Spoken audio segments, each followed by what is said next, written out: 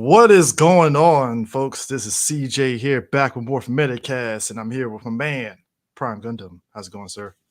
Guten Tag, my dude, and what's hood, my guys? Nothing much, I think everybody that watched me and you on Twitter know why we're here. Besides, the background guy that you see behind here, Kamen Rider Black. Shout out to Ashton for the Koofy Kamen Rider Black. He's But always doing the Lord's work with those photoshops.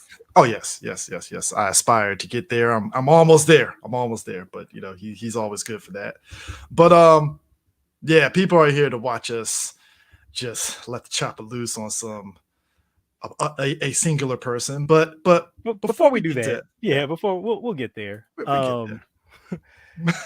Some stuff in the news, good sir. Stuff in the Yeah, news. yeah. I have to get this out here. So you remember?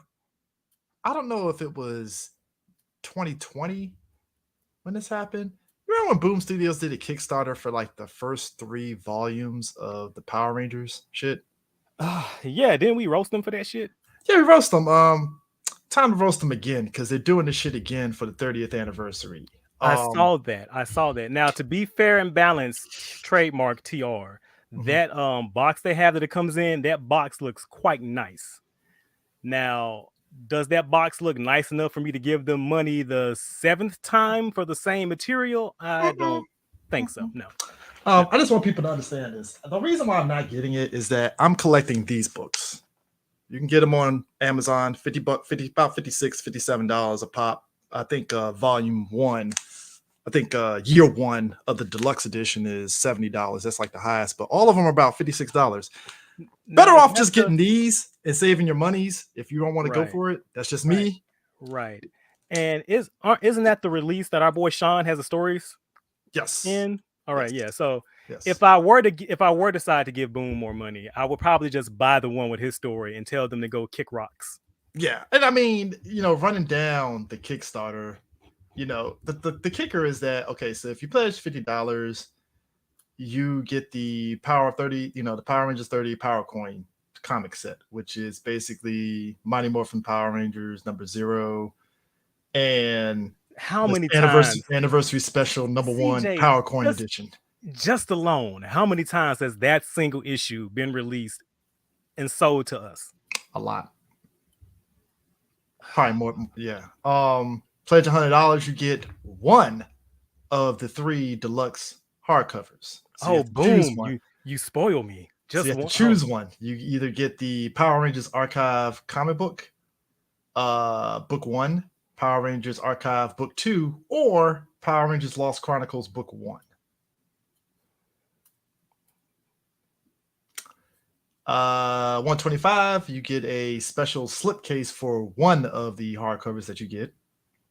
oh, just one, not a complete set. That's like, you know what? 275 gets you all 3. Hey, does this one have a standee like the last one? No, Oh, just the okay. hardcovers.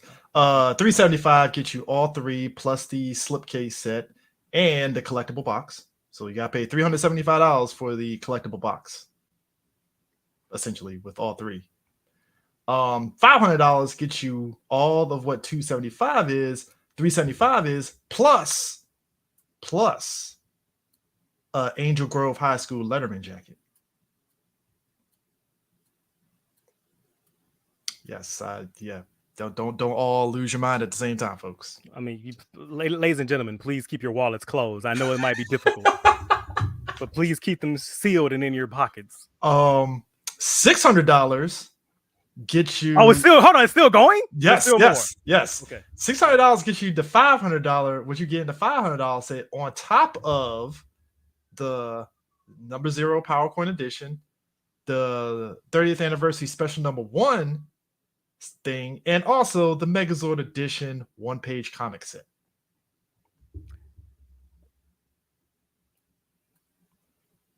Okay. Yeah, Boom. Okay. You do you. Y'all be good at you. Um, yeah, it's I mean, the shit goes all the way up to $1,500, and the What's at that $1,500. tier? What is possibly at that tier?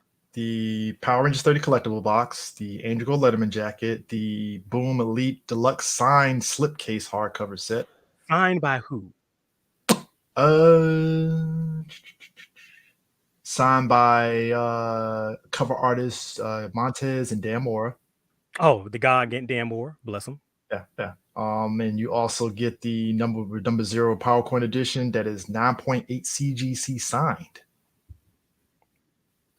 Both of them, number 1 and 0.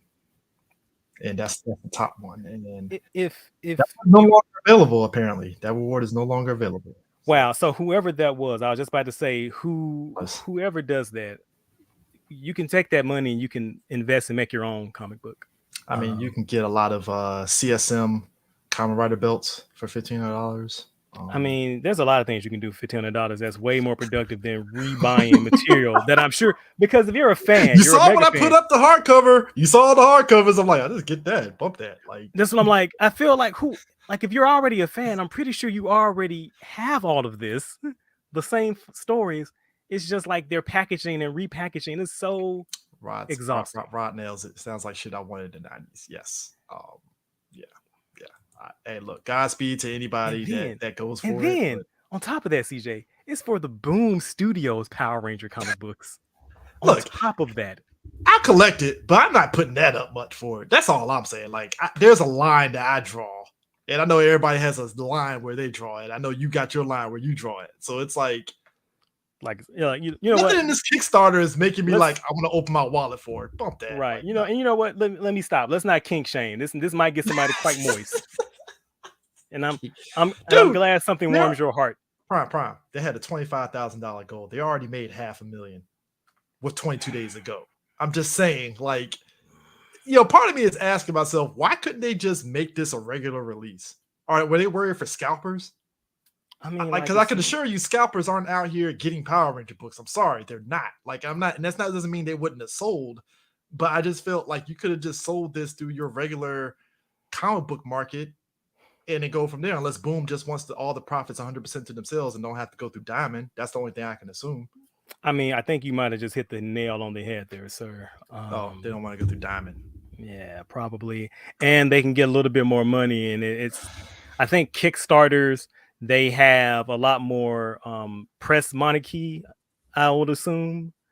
Yeah, because they can put a trailer out this little small indie intellectual property that no one's ever heard of. It's real niche, real tiny. From a little indie comic book company, Boom yeah, Studios. Little indie, and a small startup up, just a little toy company. They sell a couple of figures here and there. They need all the support they can get from us, the fans. Yeah, I just had to. Yeah, that. Well, let's also keep the mood a little bit dour.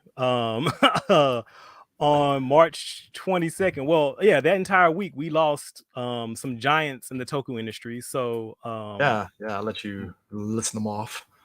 March 22nd, actor Jiro Dan passed away. And let me say that was the news I woke up to that day. Like when I woke up and checked my phone, that was the first thing I saw, and it, kind of shattered my heart into 1,000 little pieces that day.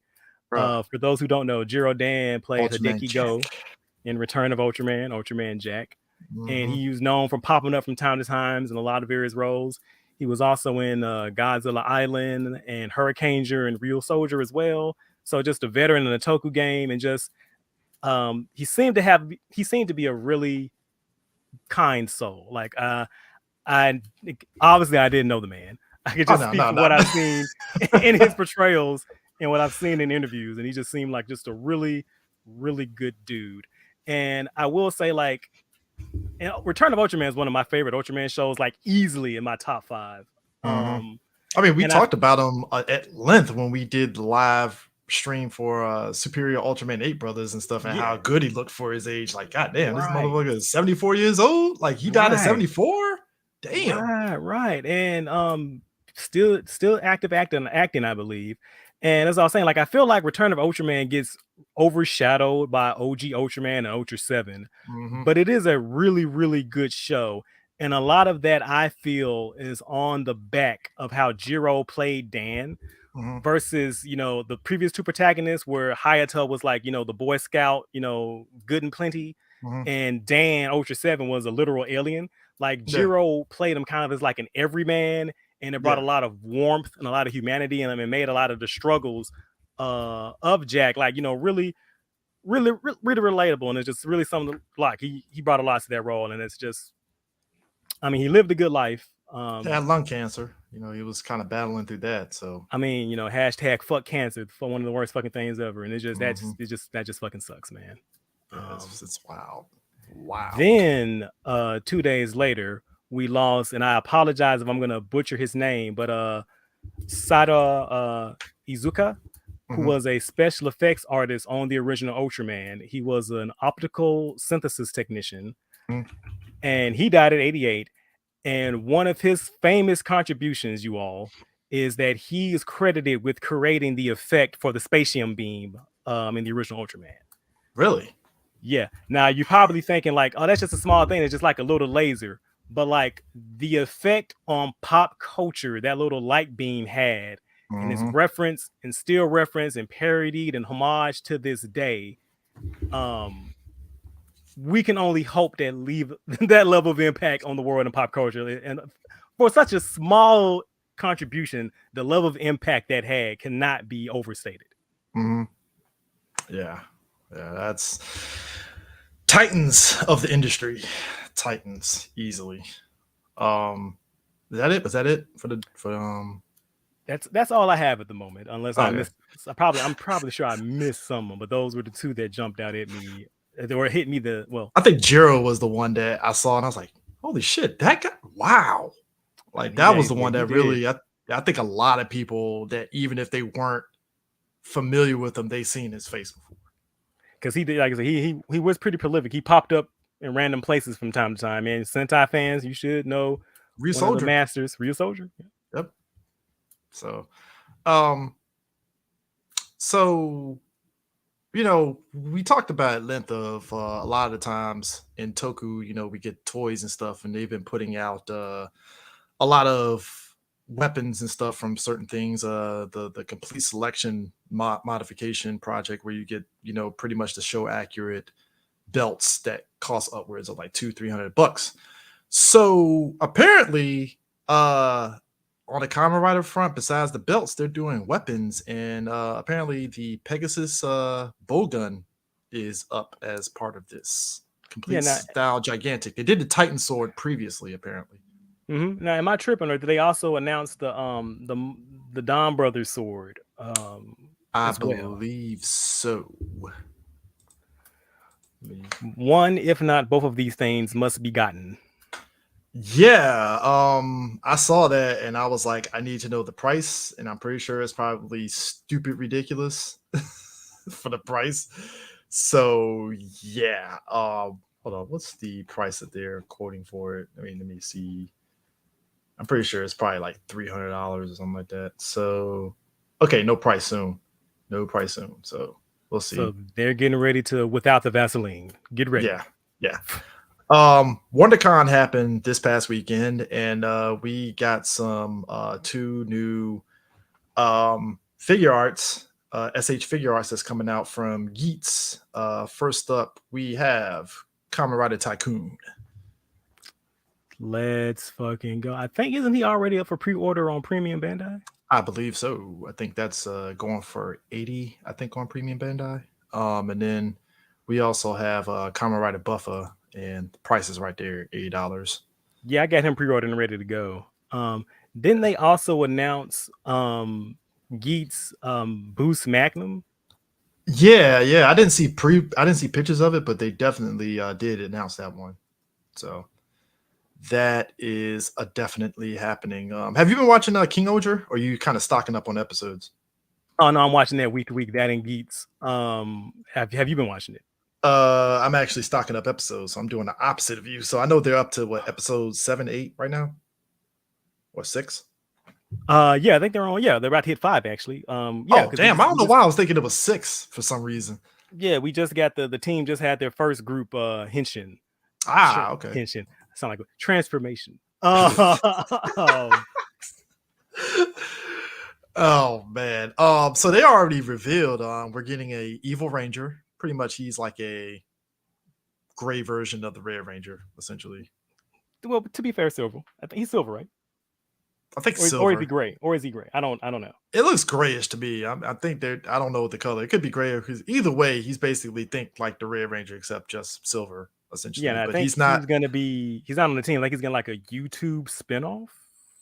Yeah, apparently he's getting a YouTube spinoff, kind of a mini series and stuff. He's not the official Sixth Ranger, so just want to make that Right. perfectly clear because folks are And like, "Oh, we got the Sixth Ranger already?" No, he's not a Sixth Ranger. no, he's I guess he's a rival character now because I'm thinking, and I think I said on the show, we have a Sentai that's insect theme, and Mhm. if that Sixth Ranger is not a green grasshopper, y'all are fucking up. I mean, I don't know what his thing with the bug is, but yeah, that would be kind of like, huh? No grasshopper, huh? And he has to have a scarf.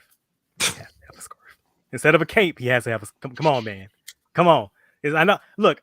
I know it's low hanging fruit, but come on, y'all, give it to me. Please give it to me. Ultraman Z is getting an English dub release. Yeah, I saw that shit. And did you hear some of the clips? No, I didn't. No, the cast They list is interesting. it's pretty interesting. And like because we've listened to we've had some Ultraman English dubs, And some like the Kamen Rider Ultra ones too. like the Ultra Galaxy Fight, because I think some of those are on YouTube, and Mhm. the Ultraman Connection. And let's just be generous, like they're rough. The English, they're rough. But to be fair, I think a lot of that comes down to the actors being directed by non-native English speakers. So some of Mhm. the instruction and delivery is coming off as a little stilted, a little jolty, a Mhm. little hokey. Or you know what? Maybe I need to give them the benefit of the doubt and say maybe some of that is intentional. I don't know. I can't say. I'm not in the room with them. Yeah. Um, The localization is coming from Okatron 5000. They're the same people that did the dub for Shin Ultraman. yeah, and it's crazy hearing some of the Funimation. It was crazy hearing some of the Funimation people in Shin Ultraman. Speaking of Funimation, Chris Sabat is executive producing and narrator for Ultraman Z. Oh, really? Yep. Really? hmm Hmm. Matt Shipman is voicing Ultraman Z. Zeno Robinson is Haruki. No, wait, Uh, isn't he new Thai? who? Zeno. Isn't he isn't he in the Digimon? I think so, and he also voices one of the Red Ribbon robots from the new Dragon Ball Z. Yes, I think he's the Blue Gamma, isn't he? Yeah, Blue Gamma. Yeah, I think. I mean, I don't that's it's not one his of the name, but I Gammas. forget. It's Yeah, he's one of the Gammas. It's one one of of them the Gammas. dudes. Yeah. Yeah. Yeah. Mick Lawler is Juggler. Mallory Rodak is Yoko, and Macy Ann Johnson is Yuka. I mean, we'll see. Like Ultraman Z is one of my favorite fucking Ultraman show. Again, one of my favorite Ultraman shows, and I'm interested in seeing how this dub will be received and response.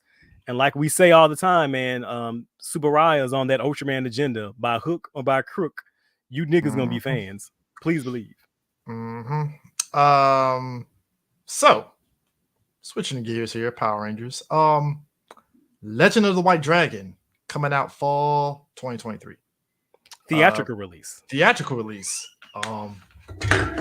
And essentially, I think it's right around time of JDF's birthday, essentially. So perfect timing. Oh man. It's gonna be. See, here's is interesting. I saw the trailer for Legend of the White Dragon, and it's one of those things where I was like, well, we'll see how the movie turns out proper and all that, right? And I was kind of like sitting back looking at the quality of it, and it looks good. It doesn't have that theatrical aspect to it, which it doesn't bother me none, but it's definitely kind of like I'm curious to see how it looks in 4K or whatever on a big movie screen. Mhm. And this could definitely be a huge deal. I don't know if it's going to be huge for the general public because, for us as people that watch Power Rangers, we're going to go to the theaters and see this because it's Jason David Frank, right? Right. I don't know how the general public's going to take to it other than looking at it and saying, oh, it's just a Power Ranger ripoff and just writing it off. Right. And then like I hate to be that guy, but is it going to be a franchise? Because I mean, the main star is, and mean, is What's it going to the be one of those phantom things where it's one night only? I or you mean, know what? Again, let me be a little more generous because maybe it's good that it's a one and done. They release it because it's something that he was his yeah. passion project. And it's a send off. It's for us as fans. Oh, people So definitely going to be in tears. I ain't going to right, lie. There's going to be some people in, man, look. man, listen, I'm I'm gonna be a fucking mess. So the second I see his fucking face, it's a wrap for It's like, me. Uh, so like I'm not emotionally or mentally prepared for that, but it is what it is. I'm just curious Um, on what the general public is going to see from it. Because, like I said, we know about it, but it's just like, right, when it right. hits that mainstream deadline and Maybe all that stuff, how are they going to take it? maybe there'll be a situation kind of like Fire Serenity and Firefly. Like that movie was really just released for us as fans. Like um and it really wasn't for any outside public. Like it was Yeah. just it's for us. And so like it did numbers, and like for whatever reason I think Fox expected Serenity to do like, oh, this is gonna be Huge like Star numbers. Wars. No. Look, the fact that it got a lot of critical acclaim, I thought was way better than it making a lot of money. Because I think a lot of Right. people were just shocked at how good it was for Right. something as standalone as it was. Because I knew people that never watched Firefly that love Serenity. Mhm. So that spoke volumes of the quality, of the movie, how straightforward the narrative was. So Right. And so if we can get like a sliver of that, just not even the full hog, just half a hawk, mhm. I'll take it. It's fine. Yeah. Amy Jo Johnson is doing a Mighty Morphin Power Rangers comic for Boom Studios. That was the big announcement for her, and part of the reason why she didn't return for the reunion special and such. And as Prime pointed out, it was also because she threw an offer. They didn't take it. It is what it is and stuff. But yeah, she pitched a story I did to Boom Studios, and yeah, she it's basically her following the current day events of the characters 30 years later in a way. Yeah. Okay. We'll check. I mean, I'm curious. I mean, I don't know if that's enough to have me give Boom Studios money again, but it is a take. Now, the only thing that would give me pause was when I was reading the headline and she Mhm. said, "This is my vision," and I kind of did that teeth suck in, like, "Oh, what does There that we mean? go. Oh, what does that mean?" But then, to be fair, like Amy Jo is she's a director, so at least I know that she can tell a story visually. Yeah. Um, she She's been in the weeds learning how to direct and write and stuff. right, So right, we know right, and this. she is fairly passionate about the franchise. Like I'm saying, like she wasn't like JDF, like she wasn't a brand ambassador, but like she didn't stick her nose at it. Like I would be concerned if Joe came out tomorrow and was like, "I'm doing a Cougar comic book." I'd be like, "Bullshit, sir." Get the hell out of here. Right? Like No. you are lying. But Mm-mm. Amy Jo, I'd be like, that's fine. I mean, Maybe. I would in a perfect world, I would love for that comic book to also have input from like David Yost, Walter, Mhm. Austin, if possible. Um, It's her and her husband that's doing it. So I mean, hey. I was just like, it's just that my vision part is like, what does that mean? Like, what? Yeah. Speaking of which, we got MMPR once and always, the trailer that's dropping, and I gotta admit, it was nice. The trailer was dope. I'm liking the story. It fit the motif of what we've seen in Super Sentai with the 10 and 20 years later, which I think is great. It looks like it's only like what 75 minutes, I think, for the whole thing. As long as it's not 22 minutes, I think we'll be fine. Yeah. And it got a lot of people, as Power Rangers does. It got people in their feels like, oh my God, we're seeing Power Rangers. They look old. Oh my God, Billy's back, and just everything that's there. And look, it went over well. It hit all the different venues and avenues. You had people out the woodworks that, much like the 2017 Power Rangers movie, that never seen Power Rangers or fell out from Power Rangers. Now they're back in the saddle watching it. So I'm hype. Me and Prime are definitely going to be doing a live reaction of the Once and Always as it airs on Netflix, which we'll get into in a minute on that. Um, yeah, yeah, I'm happy to see the fruit of the labors of what this could be. Definitely. Yeah, I mean, we'll see. The only thing that because I haven't watched the trailer in full yet. I've only watched it with like the sound off because when it popped up, I was at work and I hadn't had a chance to like go back and watch it with the sound on. Yeah, it popped up on my Insta. It popped on IG.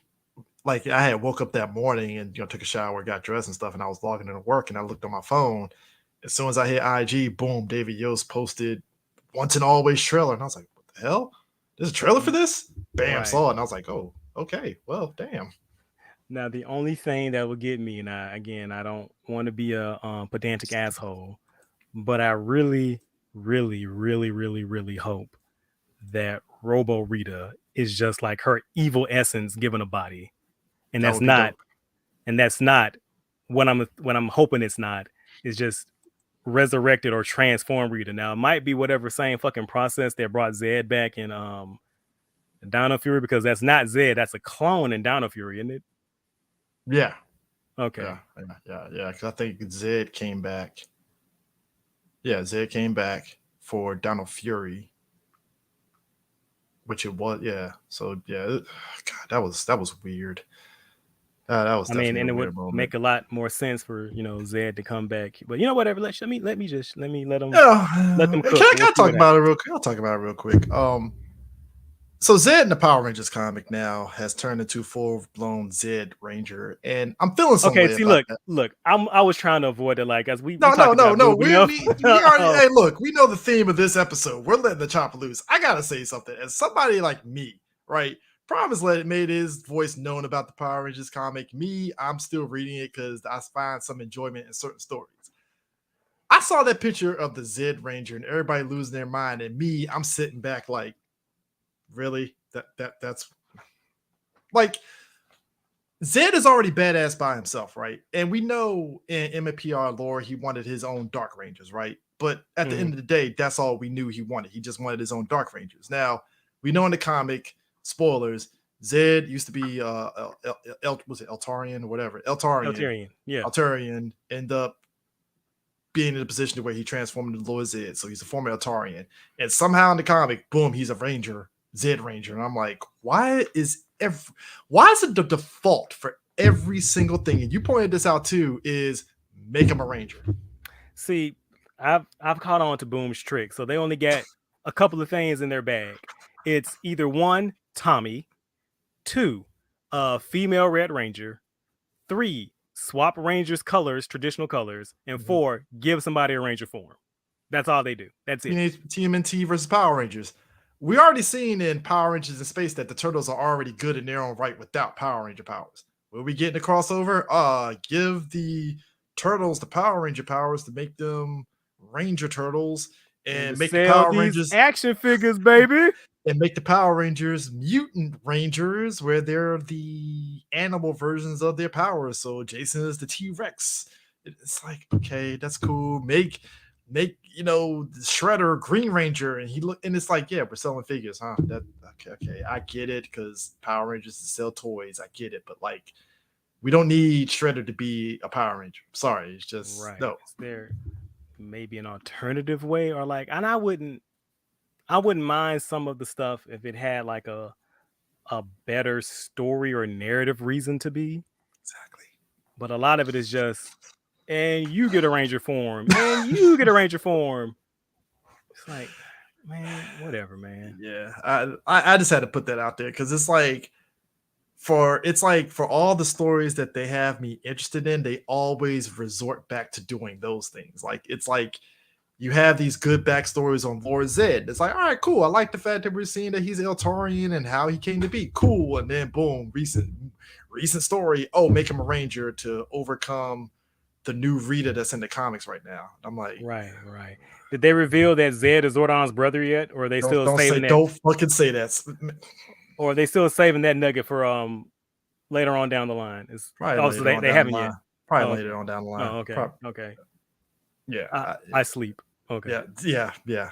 So it's just, or I even take it a step further. I think you and what's his face Landrill sat there and said the best. Or all of a sudden, Tommy's a White Ranger in the comics, and then all of a sudden they introduced this new character that was in Go-Go as the Green Ranger, and I'm like, why are you making the Green Ranger power is gone? Why are we? Right. And I really do feel some type of way about that, because like the Green Dragon Ranger, that is Tommy's cross to bear. And not nobody else's. Like, and then on top of that, it's the fucking Bat in the Sun suit. On top of that, see, I'm not saying anything because I'm wearing the Bat in the Sun suit as a cosplay. So I mean, I'm not gonna knock you, but you couldn't go OG Green Ranger in the comics though. Like you could, like, I don't know. It's just, I guess, to make the guy that's the Green Ranger unique and stuff, but still, it's like you said, it's Tommy's cross to bear to be Green Ranger. Like you can't just throw that on anybody else. Right. And then I also don't like the message that they're saying narrative, like, is it's okay for superheroes to have a supporting cast that aren't superheroes. That's okay. That is allowed.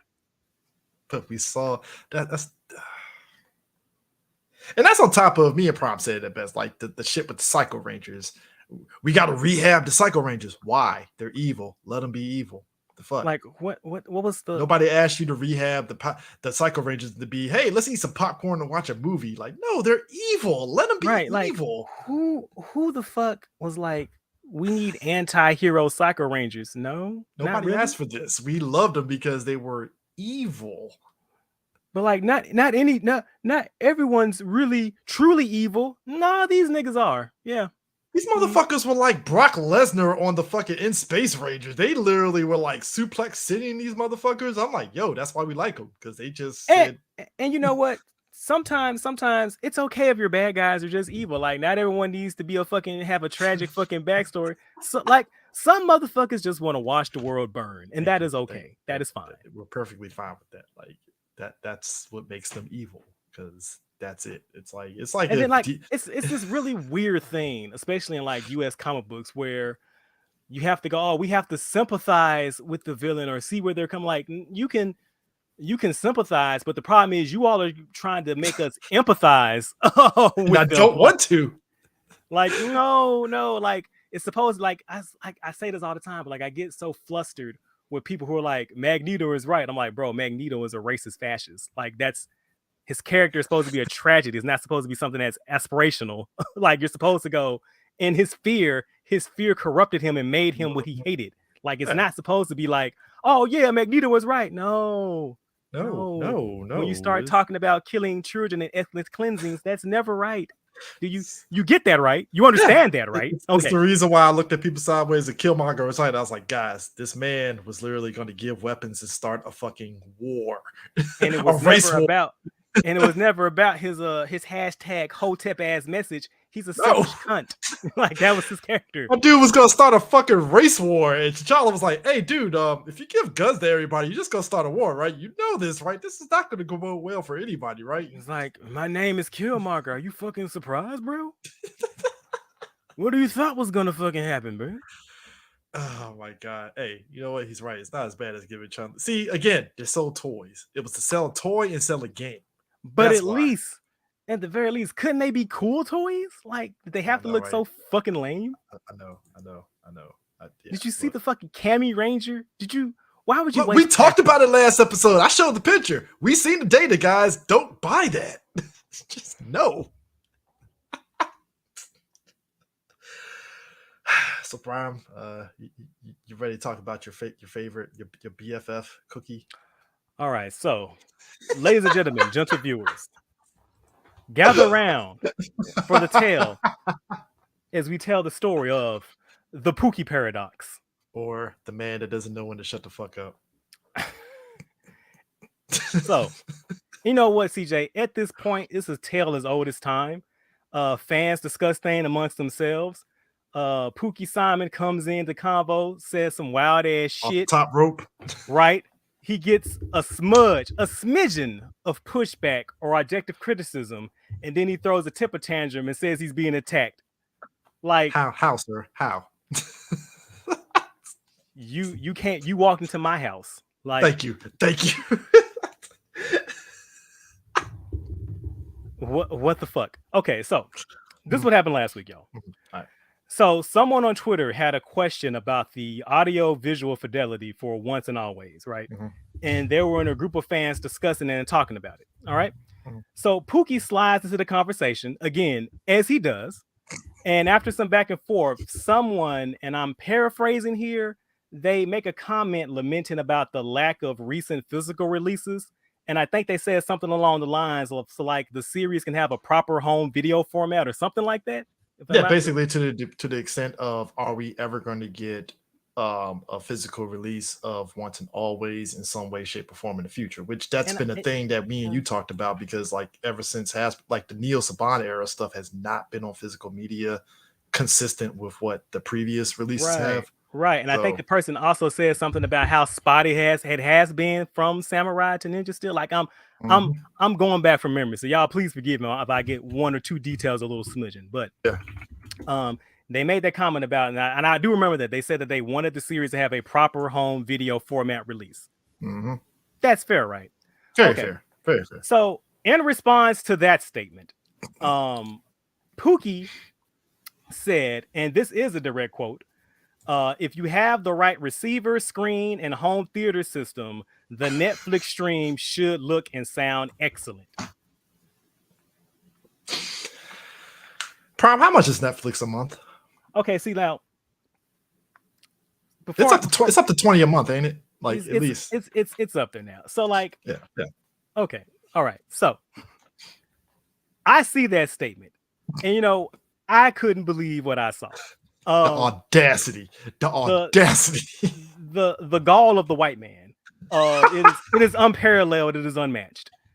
So I saw that, and I took someone else's screenshot of that comment, and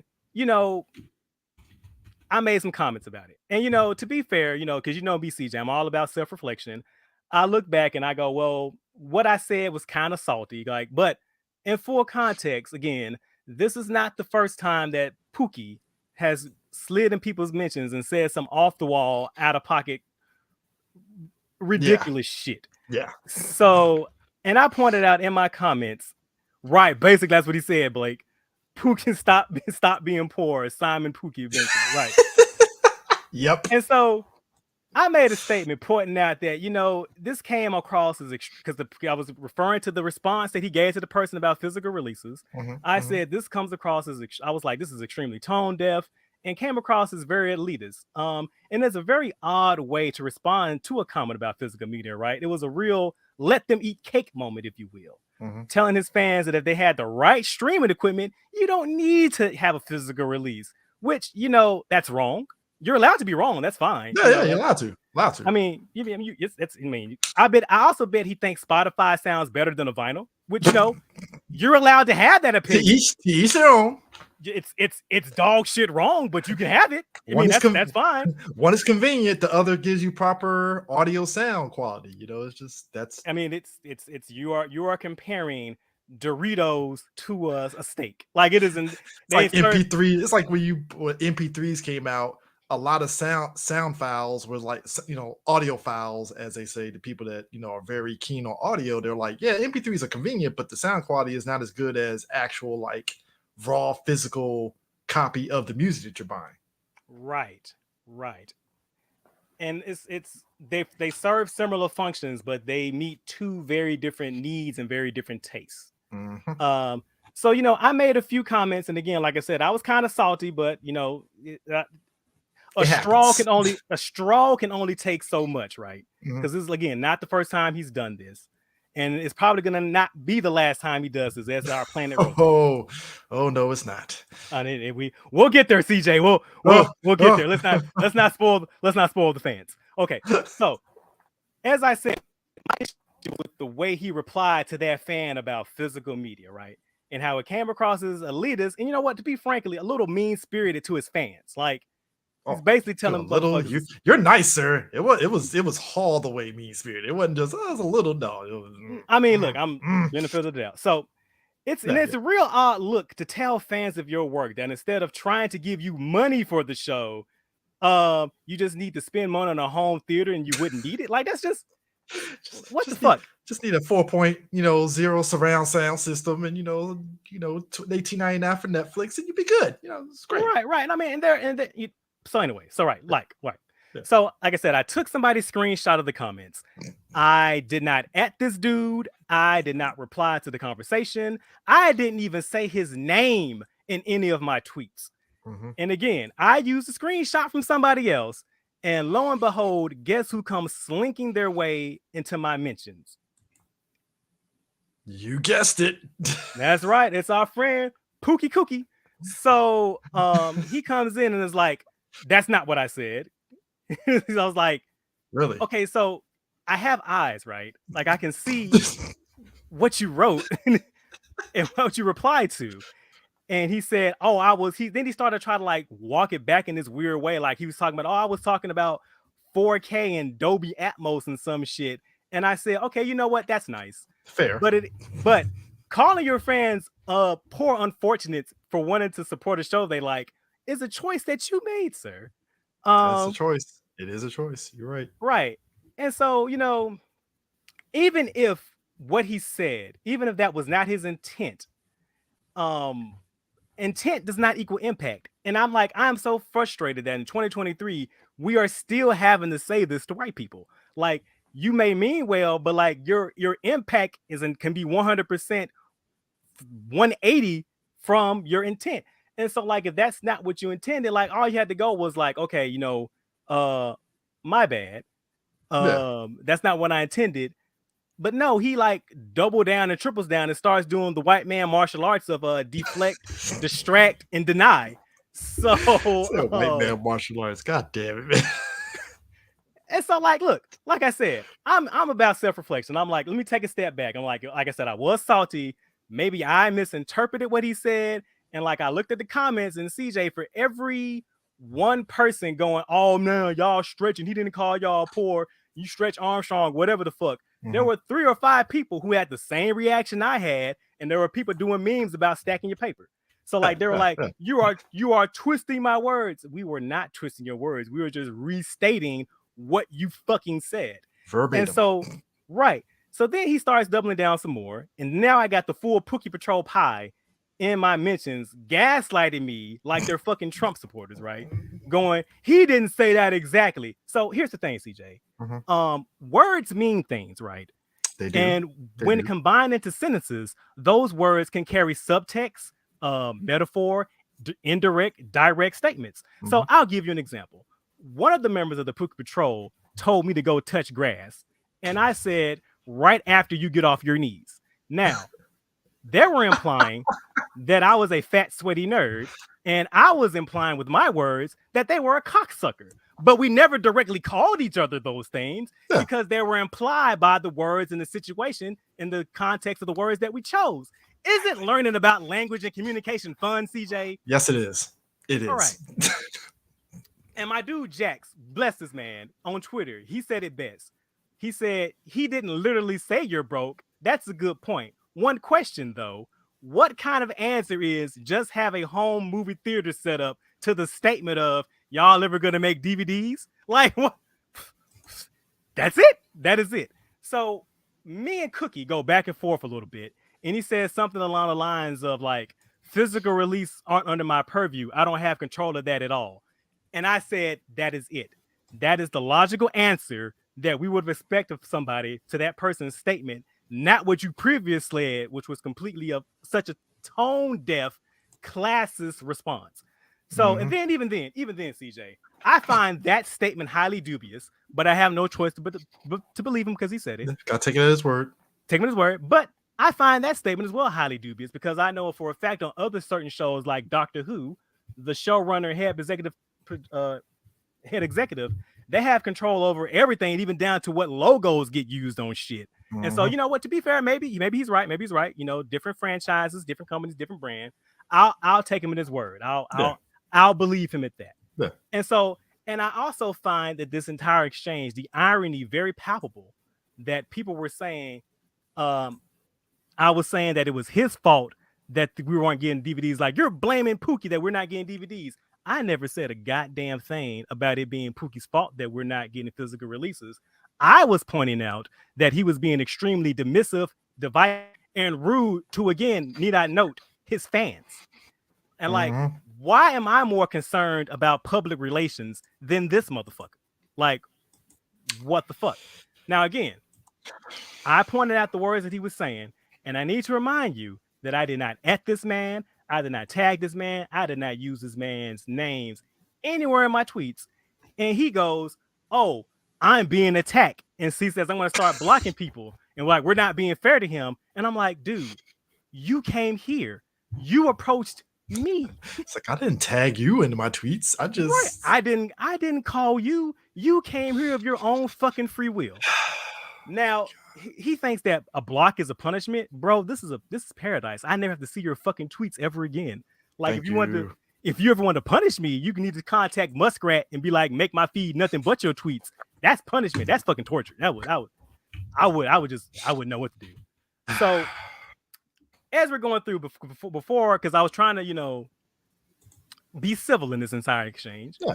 While we're talking, there are people hitting him up going, "Oh, I'm so sorry this happened to you. Fans are so toxic. So let me get it straight. So what exactly is happening to the rich white man? Somebody is asking him to have accountability for the way he talks and treats people.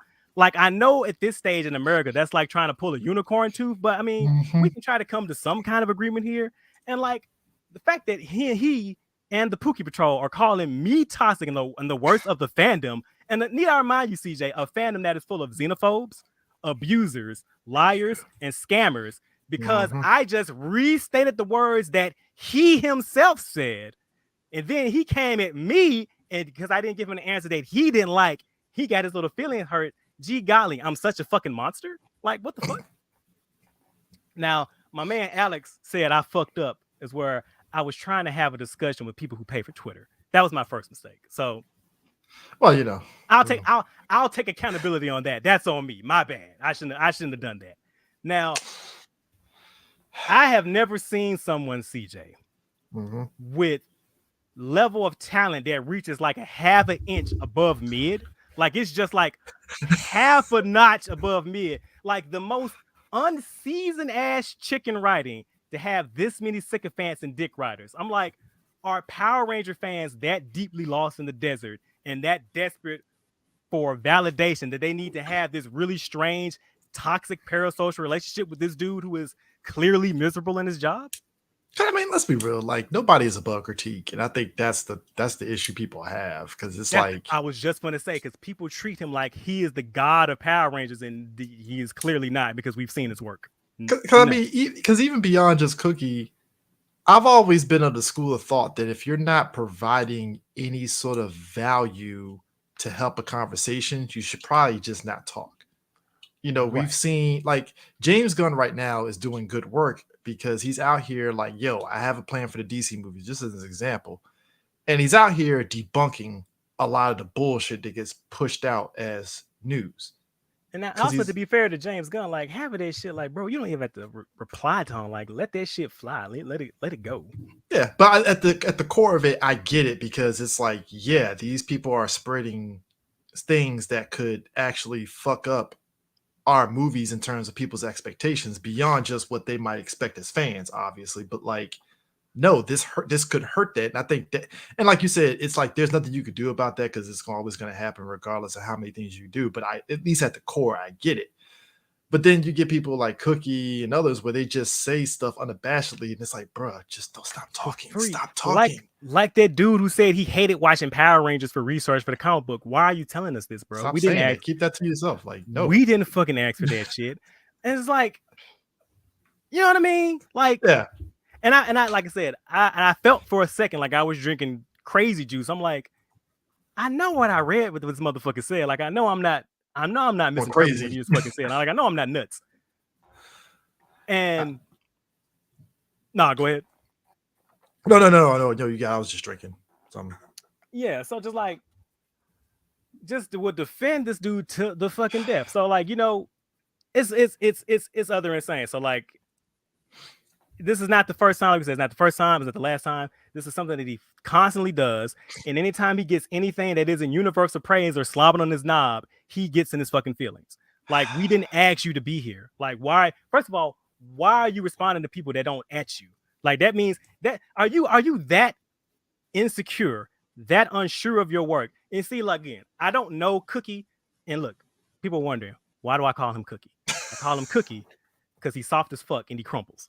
There you go. There you go. There you go. Cookie is always like sliding in. And I don't know this dude personally, but from his actions, I feel like he thinks he is either slumming it up or he's gonna be a big fish in a small pond doing this children's television show.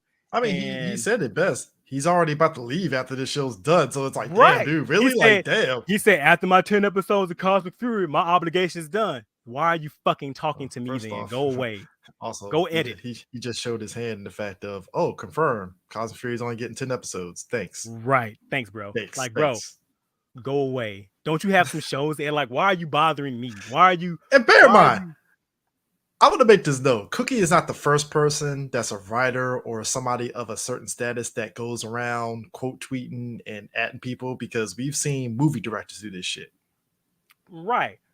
We've seen actors do this shit. And it's like I remember I think Tyrese years ago on early Twitter used to do that shit. Was that when they were roasting his ass? It was around the same time that fucking crying video came out? Yep. Bro, he was atting people out even if you didn't follow Tyrese, he was out there quote tweeting and atting people. I'm like, God damn, Tyrese, ain't that serious. It's jokes. Right. And what I just chef's kiss about the interaction between me and Cookie that day is that he didn't have a definitive or strong answer for any of my statements. I'm like, why are you talking to these people like that?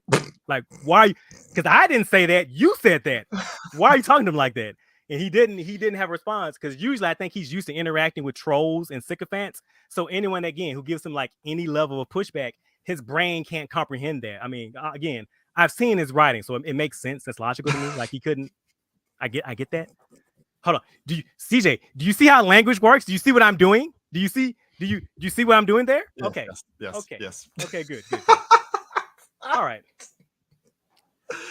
And so April Fool's Day rolls around, right? And I'm on the internet. I'm chilling. I'm minding my own business.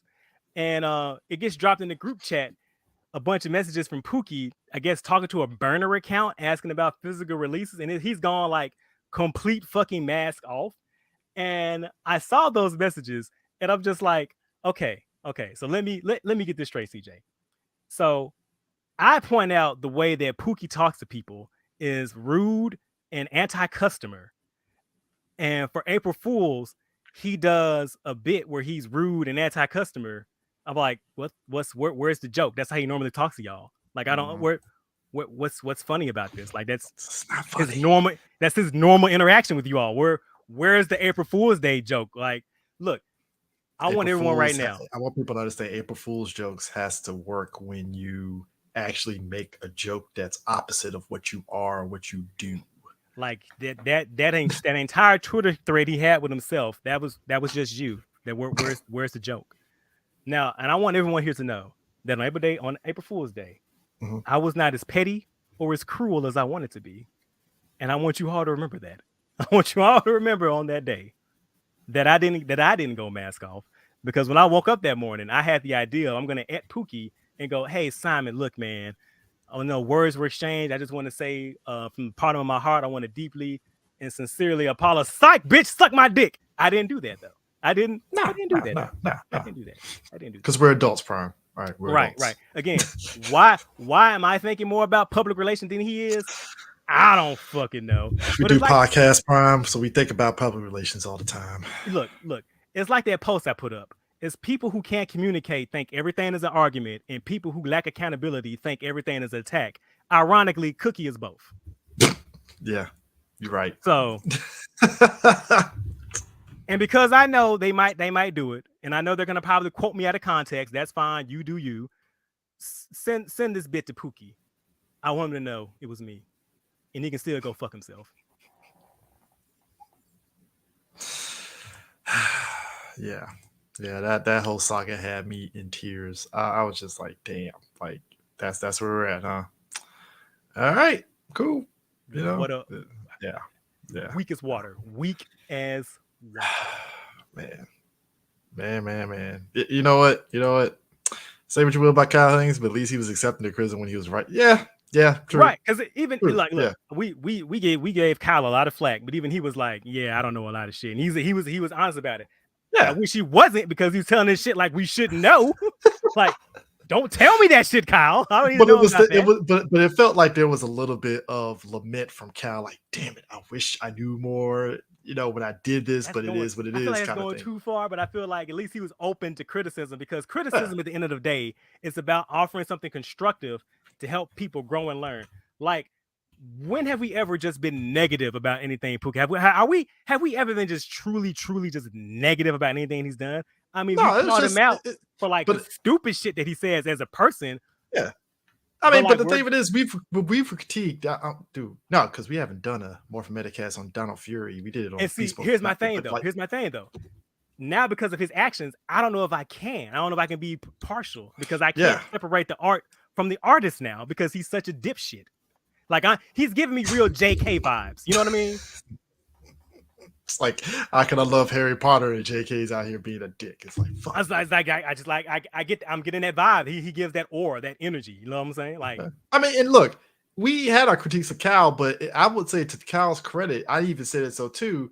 I love that he parlayed that into doing Radiant Black, and Radiant Black has been like the best thing that he has going for him, because it's like an original property. Cares about it. That's the thing. Yeah, it's something that's original. Gives a shit. It's his original idea. He's taking ideas of what he did with Power Rangers and just making it his own. And because it's his idea, like you said, it's the passion is there now, because it's not an existing franchise that he has to know the history of and do all this. It's his own thing, which, yeah, if it's your own thing, yes, you're going to be passionate because it's your baby. You're going to want this thing to be good. And hey, he's got a lot of good things coming out of it. So, hey, I mean, bless up to him. Bless up to him. So yeah, that's that's the saga of what happened, and that, ladies and gentlemen, was the Pookie paradox. If you have any comments, feel free to ask. Look, the conversation. I'm not going to even relay the conversation that me, you, and all of us had in that group chat, because that shit was fucking hilarious. Oh, so yeah, we all had a good chuckle that day. Oh yeah, it was, oof, man, that was hilarious. But it is what it is, So basically, you're gonna believe your eyes or what I'm telling you. I'm right. Exactly. But anyways, we're here to talk about Kamen Rider Black. I feel we have to do this as a palate cleanser from Black Sun. Black Sun is so bad. I was like, yo, I feel it's only right that we talk about the Showa era Kamen Rider Black. Probably one of the well-known Showa era shows next to Kamen Rider, OG Kamen Rider. Yeah, it's really popular because it aired in a lot of different places. I believe it aired in Hawaii, Latin America. I want to say Brazil too. It might have. I mean, Brazil damn near gets everything else. Fun fact: did you know Just Beyond is really popular in Brazil because it aired there? There's a lot of things that's popular in Brazil. Like KOF is huge in Brazil. The B Fighter series, the Metal Hero series, is like huge in Brazil. Which in itself is like, holy shit, it really is. Like, damn, like that's. I mean, you love to see it. You love to see it. Hey, look, yeah. I mean, it crazy is. Which, funny enough, that probably accounts for why we have so many listeners of Morphin Metacast from Brazil. That's. I'm dead serious. Like, the numbers is ridiculous. I'm like, you lying. Dead serious. Like, me and D pointed it out to me. He's like, dude, you gotta log in and look at the numbers from Brazil. It's insane. I was like, what? Yeah. So clearly there are people in Brazil that's listening to Morphin Metacast and like what we do. So, that warms my cold, dark, black heart. It's like the Grinch, and the Grinch's heart went from small to large. 3 sizes that day. 3 sizes. Not the only thing that grew 3 sizes. Hey-yo. The only Kamen Rider to actually have a sequel series. So far. Black RX. Yes. So that's how popular that shit was. Yeah, I'm gonna be fair. I feel like they knew they were gonna do that sequel series. Like I want to say like midway point through the final arc, because that final arc has a hard tone shift to like. Okay. So let's talk about this. Okay, so we talked about Black Sun.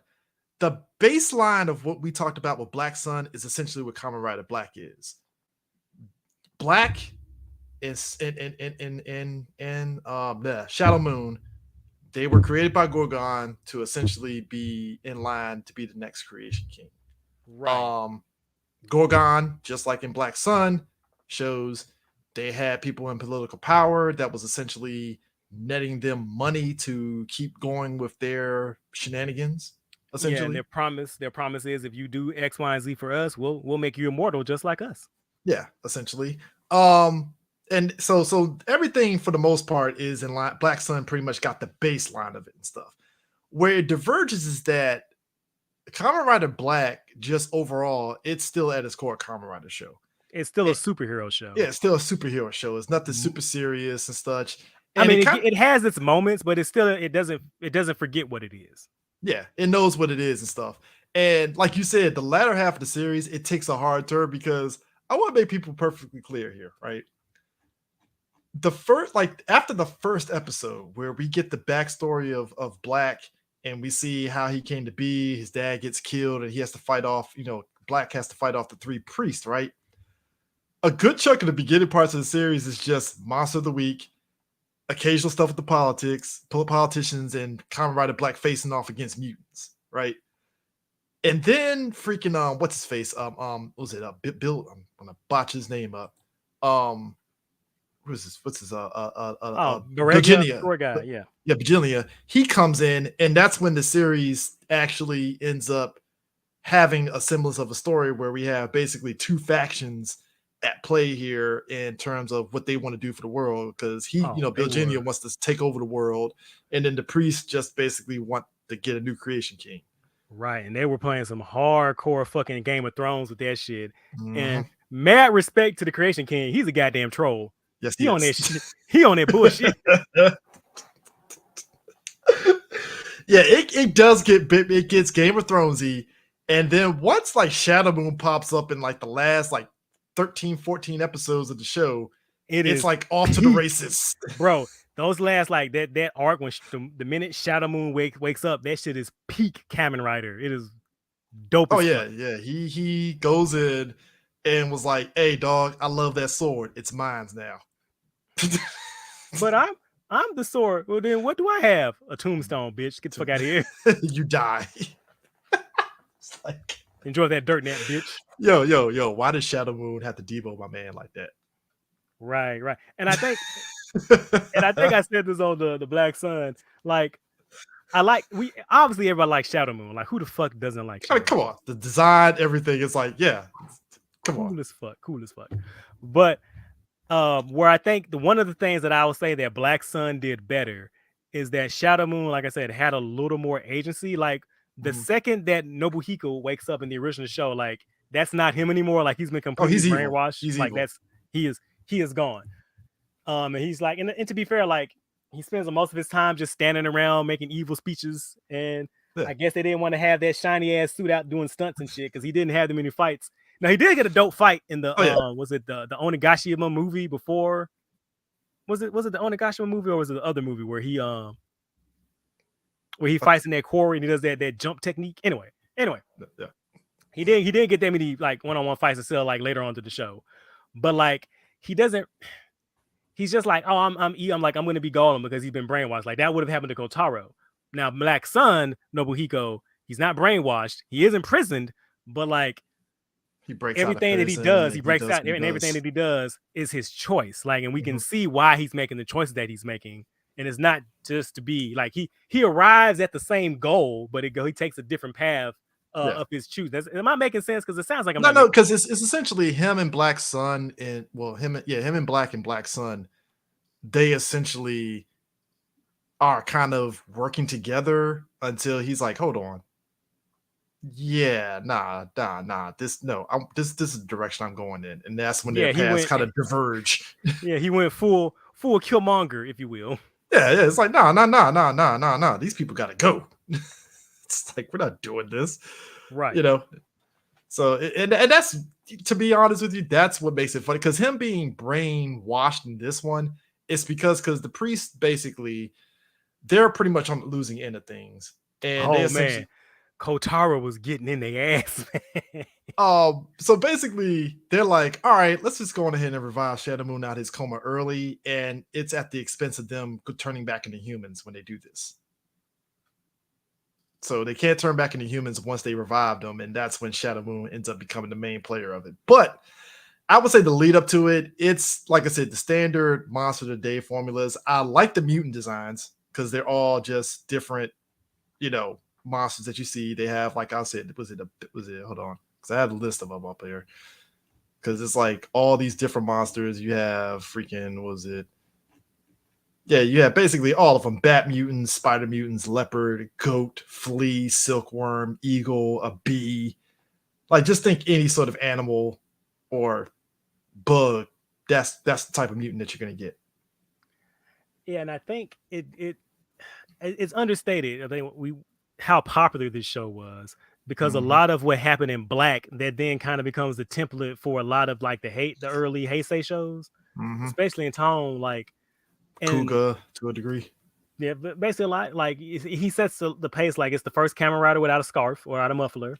And that, I think the idea behind that was, I'm gonna have to check my notes behind that because it's been a while since I've read some production stuff, but I think the idea was that they wanted to get away of the notion of that's the rider suit is being worn by a person. Like, they wanted to get away from that. Like, I think Ishinomori's initial design when coming up with Black was he wanted to be a grasshopper man wearing a suit instead of a person wearing a grass. It's the other way around. He wanted a grasshopper man in a suit, not a man in a grasshopper suit.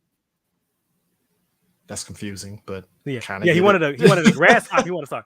I'm saying it wrong.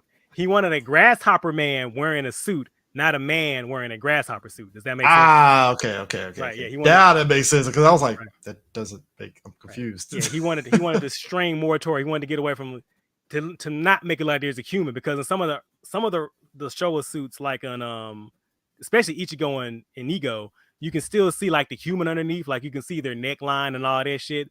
And like we didn't want none of that shit. Like, we wanted to look inhuman. And that's where we get shit like the coconut meat parts on Black. Yeah, it was definitely, they really showed kind of like like he's a monster under the suits, and like you said, you see a little bit of it in the suit itself, which is interesting, kind of seeing that, because it's like because I'm always a fan of like the rawness of these Kamen Rider suits, even going all the way back to like OG Kamen Rider with the hair popping out in the back and stuff. Like, I always like that kind of little detail. Yeah, and that's one of the reasons why the Ichigo costume is one of my favorite superhero costumes, because you can see the human underneath. Like, he still looks like alien and inhuman, but you see the parts of the human like sticking out. Like, you can see his neckline, the hair, and shit like that. I just think that's cool as fuck.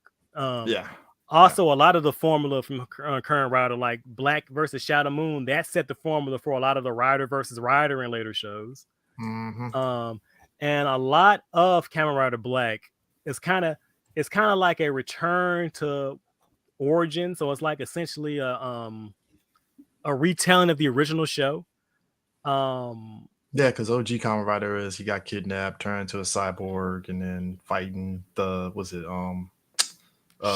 Shocker.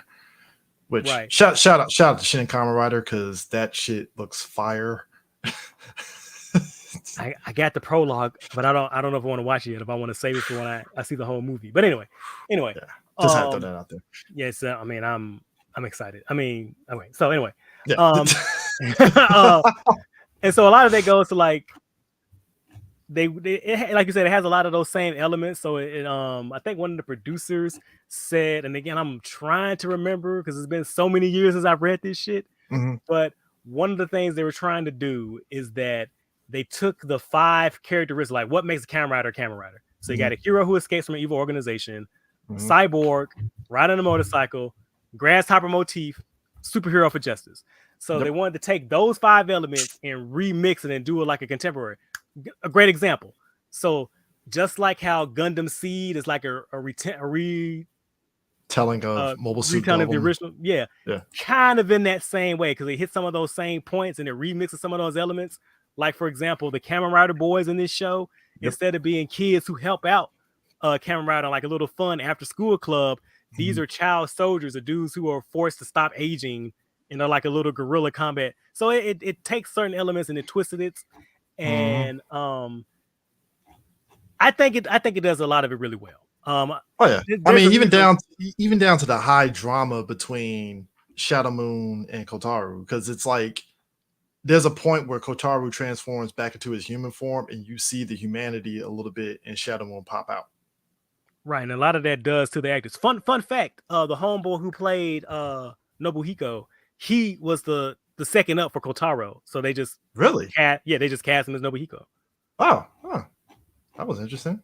Yeah, I mean that is kind of something that's interesting too, because that happens a lot of the times. It's like, well, this actor didn't get this role, so put him in another role. That's also how homeboy from Zenkaiser was Stacy. Like he auditioned for Zenkaiser. They didn't get that role. He didn't get that role. But the producers and shit liked him so much, they're like, let's make some for this. Let's make some. What is with Toku and even Power Rangers doing this? Where, because we found that in Power Rangers, there were certain actors that auditioned for certain Rangers, they didn't get it, but they end up being another Ranger for like another season. Because didn't Yoshi like go up for a one season, didn't get it, and then he popped up in Dino Charge? If I'm not mistaken, wasn't Yoshi like hard to paint, always trying to get in the show? Yeah. And it was like, all right, Yoshi, you're in Dino Charge. Right. Jesus. Finally, damn, just stop showing up to my office. God damn. Because even in OG MPR, I think, I want to say it was one of the Rangers they were trying to go for. One of the, I don't know if it was either Walter or Jason David Frank was trying to go for. Am I not mistaken? But didn't David Yosh audition for Jason? Something like that, and then he didn't get it, but then they circled back and was like, hey, how about Billy? And it's like, all right, cool. So, yeah, I mean, if you find an actor you like, just because they don't fit that one role, don't throw the resume away, because there's always going to be a need for motherfuckers in these shows. Obviously. Yeah. Obviously. Yeah, you're right. Yeah, I see it now. Yeah, you're right. Yeah, that's crazy and stuff. I find it interesting that for the Shadow Moon voice, they didn't use the same actor for it. They went with a different actor for the voice. Right. I need to look that up. Like, was he like a fucking big actor at that time? Because like he only popped up like a couple of times. Like he did a couple of the Cocoon episodes, or when they did those long ass flashbacks to that birthday party. Yeah, that's about it. But meanwhile, the guy that voiced Shadow Moon, he did, what was it? Dino Axe form. And Dino. And he was Kamen Rider Ajito. So there you go. Oh, you still there? Yeah, I'm just nodding head. I'm here. Yeah, he just did that and stuff. So I'm like, oh, okay then. But that is kind of weird. The other actor is just like, oh, that's all you did with Shadow Moon? Didn't do anything else? That's weird. Now, speaking of actors, I will say it's really funny watching this show and seeing Ultraman be essentially Dr. Shinigami. Yeah. And I mean, to be fair, that you do that thing, because I know I just said at the beginning of the show, he was basically a Boy Scout in Ultraman, which he was. Yeah. But you know, actors want to get that thing, like, I want to play a villain, and I feel like he did a really good job. I mean, he served that role really well. I think everybody, yeah, you're right, everyone did. I think everybody wants to at some point be a villain, so to actually be able to embellish in that role is always fun. Now, I think it was it Pre on Twitter that was like, what is up with Ultraman actors being villains in Kamen Rider? Like, why is that a continuous thing? Yeah. Did they post that list? I don't know if they posted the list. Hold on. Let me see if I can find that list, because that is, but like she wasn't lying though. Because just that when they posted that, because they had just announced that not Ginga, Victory was a villain in Revice. Yeah. And then fucking Ginga was Ginga in Go. See, this is why I need to save these tweets and stuff to actually see who the actors are, because it's like, damn it. This sucks. I hate when that happens. Don't worry about it. Yeah, I know. It's yeah. Well, Prime. We also forget you didn't mention that his scientist is a Nobel Peace Prize winner scientist helping Gorgon. Oh, that's right. And my man was thirsty for that eternal life, man. He was like, do I do good? Can I get it? And they were toying with the fuck out of that, man. Prime, any guy that has a freaking cyborg eye, come on. You already know the deal. We know what we're doing here. You know who I am. You know what I'm about.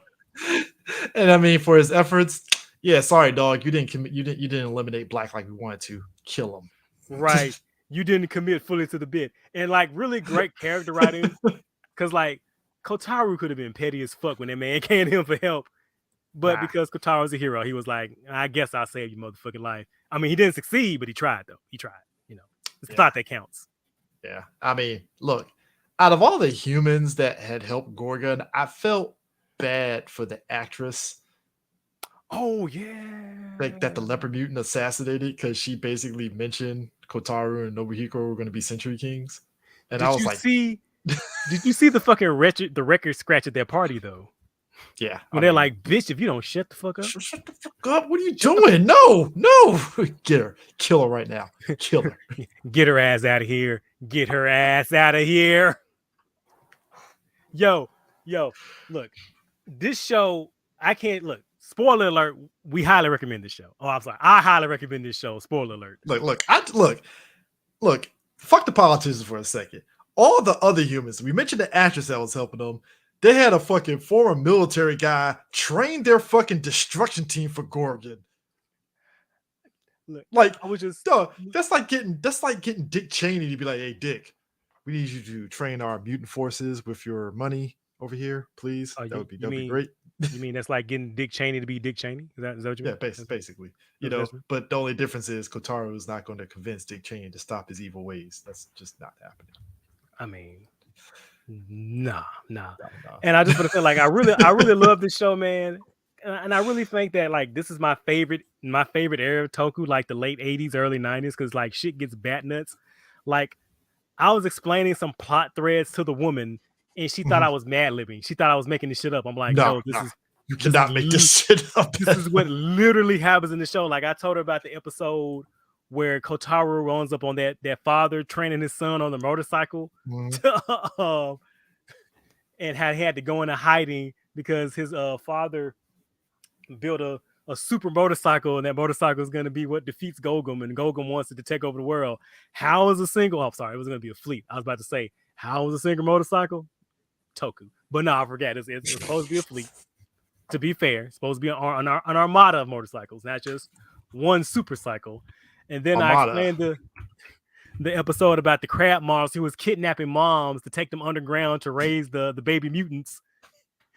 That was again, Toku gets weird at times, and I'm like, fuck. This is why I love this shit. It is so fucking high concept and fucking fun. You see that, Pookie? Shit can be fun. Hey, real talk. I gotta be real. Look, I found out about this after I watched Kamen Rider Black. Kamen Rider Black and Mask Man had a team up. Did not know this. Stage show? It was a bit from the Kamen Rider Super Sentai Superhero Tyson movie.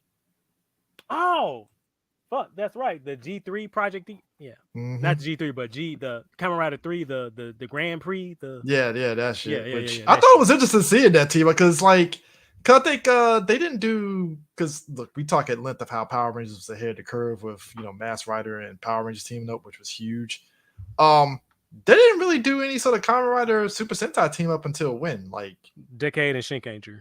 Yeah, Decade Shinkanger, which you would have thought that would have been something they would have did years ago. Because like I said, that is money on the table. Well, see, CJ, the problem is Super Sentai is a children's show, and Kamen Rider is for adults. It's a mature show for mature individuals. Are you saying this as an ironic thing, or are you just saying this as true? I am shit posting my ass off right now. About to say, I was like, is this real? Like, this sounds like a Johnny Toei thing to say. I'm a goddamn troll, sir. The fuck out of here. You know what's funny? Because you mentioned Kamen Rider Black. It was like, it's kind of interesting. So Kamen Rider Black, for most people don't know, it was kind of the end of the Showa era. going into the new era, because people realize like Kamen Rider Black and Black RX is kind of the last of the kind of Showa era Kamen Riders in a sense. But yeah, Before it, I think it was like 10 years before we got Kuga, essentially. Black aired in the tail end of the Showa era, because it's funny because we count Black, Black RX, Shin, J, and Zo as Showa, when technically they should be Heisei because they aired during the Heisei era. Technically. But they don't, because it's like J is non-canon, and it's there's a lot of weird stuff with those shows after Black RX, folks. Trust me, it's weird, and it doesn't help that Mass Rider tried to encompass J and all that shit into Black RX. That's a muddled history of craziness. Yeah, so we can talk about that a little. So it always boggled my mind when I found out that they cobbled together Mask Rider from Black RX, Zo, and J, because they wanted air quotes like modernish looking footage. But I'm like, why didn't you just start with Black? And you could have had Black and Black RX. Like you could have had it all, guys. And to be fair, because Kamen Rider footage is a little harder to do than Super Sentai. It's brutal. I want people to understand it's brutal. Look, Black is brutal. Not just that. I'm more or less talking about how like you can cut around the Japanese actors in Super Sentai better than you can in Mass, because a lot of the generals have human faces, and a lot of the times Mass Riders interact. I'm sorry, that shit had me funny. We offer eternal life. We also offer eternal unlife for far less than the former. That is true. That is fucking true. Oh my god, man! But no, you're right. That was weird. Right. So like you can, and there are like, again, I'm trying to, God, forgive me for my sins, but I'm gonna try to think like Saban for a minute. You can cut around better in Sentai footage. There are more suited characters in Sentai generally versus Kamen Rider, where a lot of the generals and a lot of the characters that Kamen Riders interact with are human. So it's a little hard. Like you'll have less footage per capita to work with versus in Super Sentai. Now you see what happens when they try to incorporate, when you get stuff like, we can either go the Scorpina route where we just dub over them lines, or we can go the VR that's closest to it. Right. Or they go the VR Troopers route, where we get somebody who kind of sort of looks like the Japanese actress from far away. If you squint and turn around and your screen has, you remember they did it for Mass Rider too, because they got what's her face. Oh, to be the chick to be the degenerate chick from Crisis Empire. Also Count Drebin. They got an actor to kind of sort of. But to be fair, like that's just his lips. You can dub around that shit. Like he has a faceplate on. He has a faceplate on. And to be fair, they also did it again in Power Rangers with some of the female henchwomen who have. Yes, actors. They did. So Toxica, it's like Toxica and not Vampire. What's her name? The bat chick. Was it Vampire? Yeah, Vampire. Vampire, thank you. Vampire. I knew that off at the top of my head. I mean, I was like Vampire, and I was like, damn, that just popped up. Only thing I can remember from her is her fucking acting. I can't tell, girl. Are you giving me too much? Are you giving me too little? Keep that ambiguity. I can't tell. You look good though. Yes. Oh, you fine as fuck though. Wait, where are we going? We're going somewhere that. Kamen Rider adaptations and all that. Yeah. So it's it's kind of weird. They pick and choose what approach to use in that. But going back to what you were saying, I didn't mean to cut you off. No, but yeah, it's to me, I would say this for a while. This is why I'm adjusting it. I feel, look, number one, you need to go out and get the discotheque release of Kamen Rider Black, because I haven't seen the extras yet. I need to watch it, but there's a lot of behind the scenes extras on the Blu-ray. CJ, you don't need a Blu-ray. You have a really good home theater set up. You can just stream it on Tubi. Stop it. Sure, stream it on Tubi, but get physical release, guys. It's affordable. It's a good price. But you can stream it with 720p quality, CJ. And you get it. have it be taken down at any point without your controller say so. Isn't that the way you can? It's in the perfect quality, CJ. Can I say something real quick? We probably are going to do Black RX, but I felt one thing about Black RX that always got me as a sequel series. This is spoilers, obviously. You'll probably watch it anyway. So Shadow Moon dies in Kamen Rider Black. He's gone, right? He does. No, I'm joking.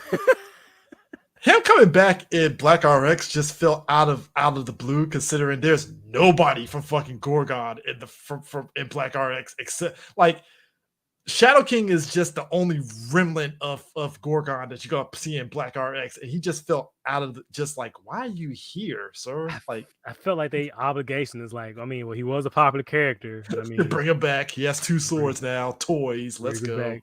Why the fuck not?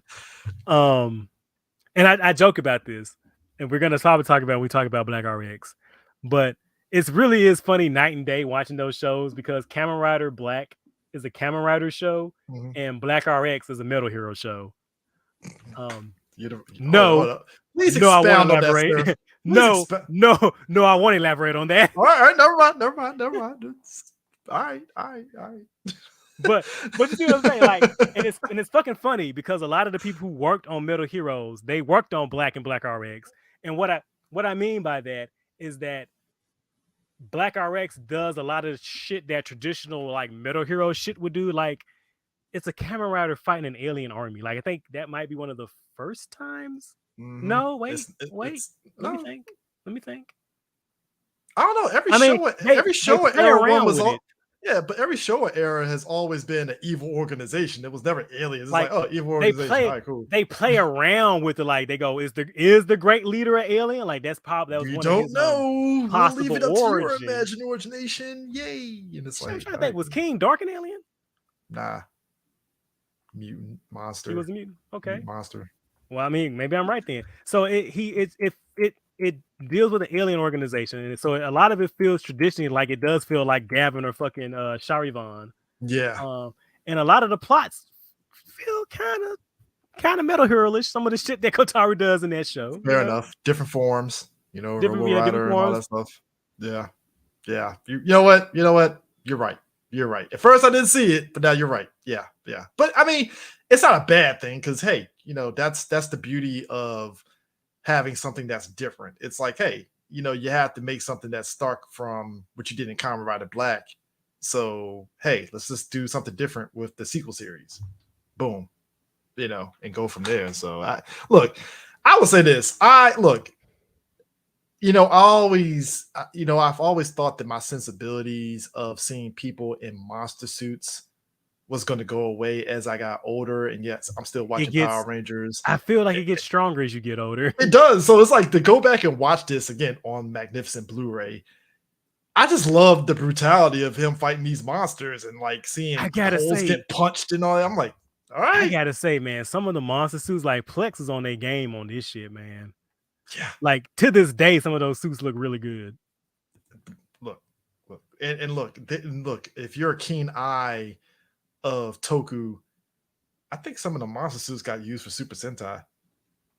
And I'm looking at some of them like the Mantis suit, the Bee suit, and the Wasp suit. I think a lot of these monster suits probably got repurposed for other shows. That's just my hunch. Could be wrong. So, but yeah, they were definitely in their bag on this stuff. I mean, look, this is the reason why I always go back and say that's why I like some of the stuff like Guyver and especially Guyver 2 Dark Hero. Like, there's something just great about seeing a person in a monster suit just doing shit in it. Right. Just it's fun. It's just fun. I mean, it's just fun. I'm sorry. Some people might be like, "Ew, monster suit." I'm like, no, yes. Like it looks so cheap. I'm like, yeah, that's what's great about it. Like, that's the point. One of the things that attracts me to Toku, I think I've said this a lot on the show, or if I not, I didn't.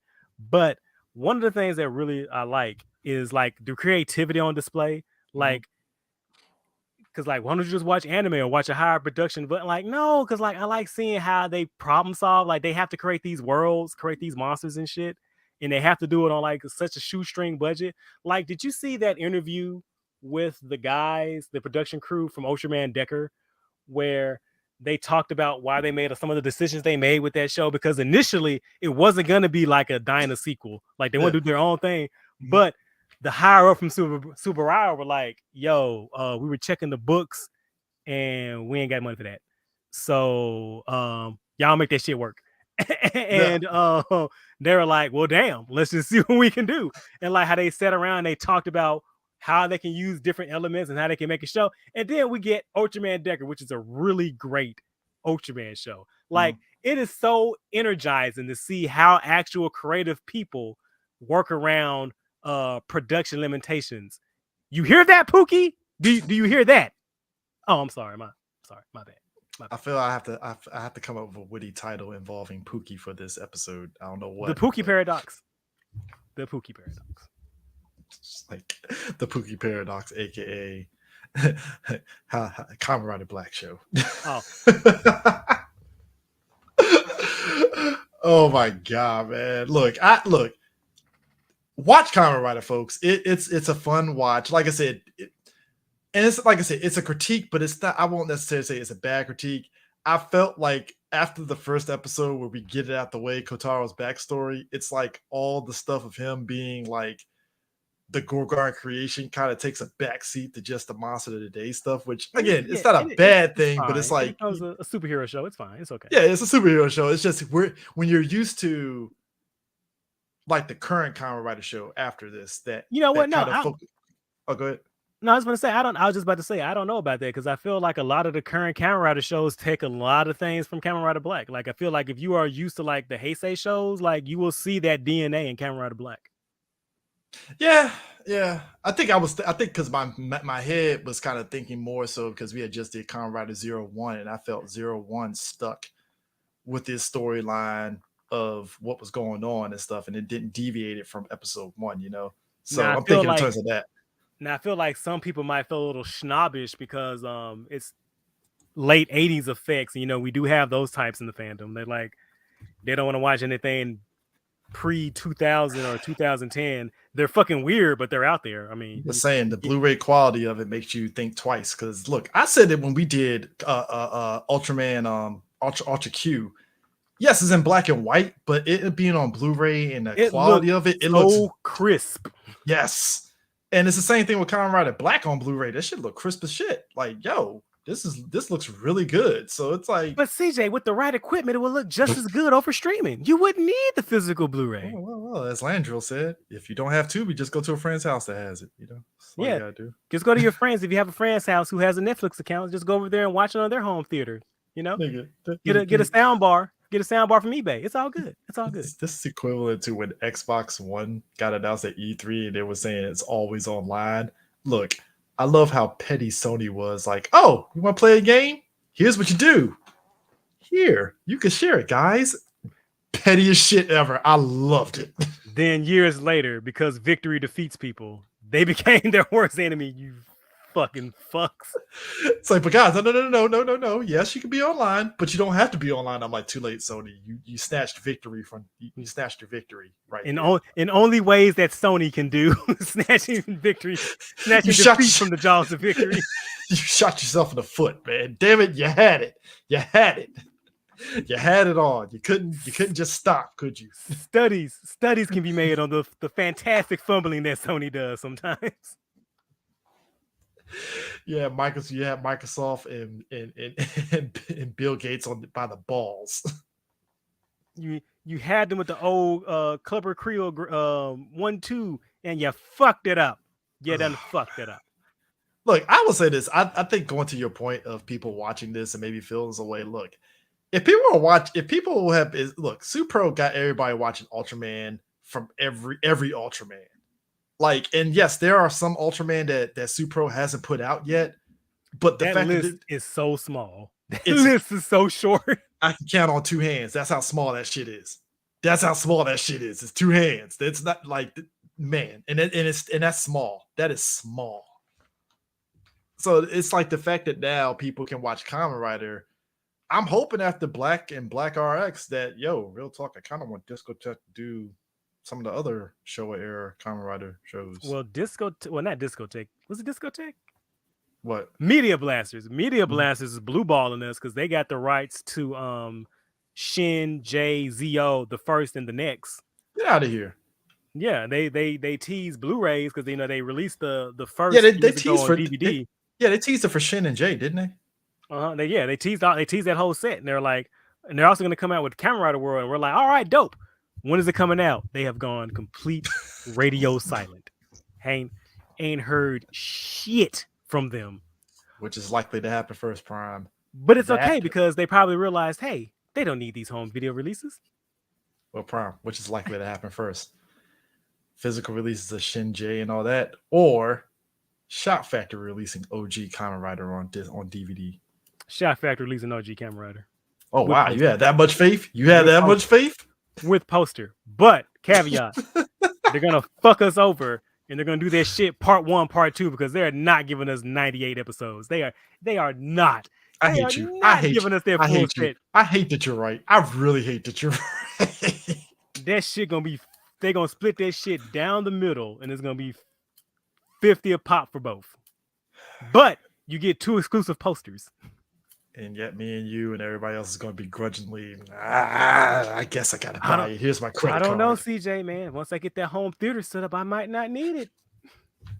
Ghost of Pookie laughs at you. The Jedi Ghost of Pookie is laughing at you. But like, wow, he was right all along. The streaming service, the quality is exquisite. Oh, there's barely any delay. Oh, wait. Legend has it that if you talk about Power Rangers in any way, Pookie pops up behind you like Candyman. It's crazy. It's crazy. It's insane. Sir, a joke is supposed to be absurd, not true. Sir. Sir. For it to be satire, it has to be absurd, not an actual fact, sir. I might wake up in a cold sweat and Pookie's in my face as I wake up. It's going to be insane.